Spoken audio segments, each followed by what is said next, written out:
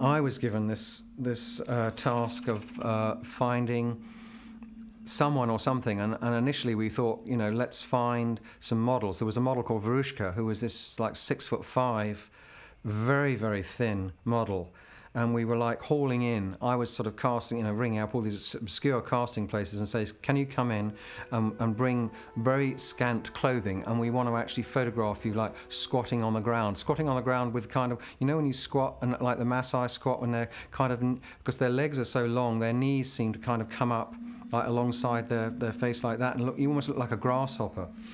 And I had the job of sort of like taking Polaroids, because again, video cameras, unfortunately domestic video cameras didn't exist then, and they must have thought I was a very strange person. Thank God I was doing it in you know, in Shepperton, otherwise I might have been arrested.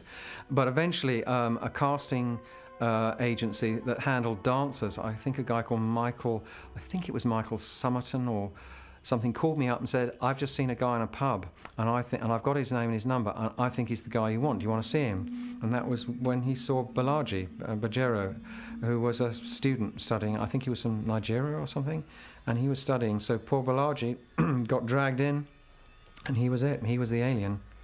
And I think he found it pretty uncomfortable too, because he's, you know, it was coming back to that thing in the Narcissus where he was embedded in the wall and had to crawl out. I mean, there was a lot of takes we did with that, and there was a lot of, you know, sort of CO2 stuff being, you know, blown in his face and in every orifice, so to speak, as he detaches himself and comes out. And I think he got a few knocks and bruises in that.